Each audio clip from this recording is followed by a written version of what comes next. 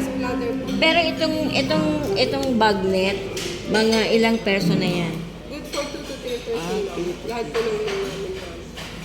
Ito yung sisi. Ito, gusto ko to. Ito, sinigang na baboy. Meron na. Yes po. Tapos itong lumpia Shanghai. Ask ko lang, ma'am, kung available pa yun. May sangga po dyan. Ito. Sasabihin ni Agaw, di ba?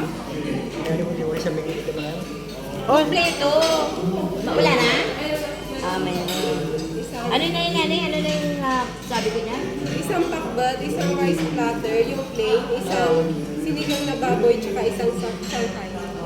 Tapos, ito, buttered chicken. Yung full core, yung Half lang, okay. May gulay na, di ba? May sabaw na. Wala kayong hipon. Meron po, ma'am. May crispy hipon po, may buttered Where is it? shrimp. Ito po. Sa seafood namin, ma'am. Ayan po. Ayun. Crispy hipon. Taman kakalag.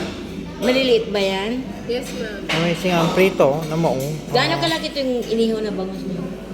Yung normal na size po ng bangus. Isa nga ganyan. Isang inihaw na bangus po. Kaya mo na yung crispy hipon.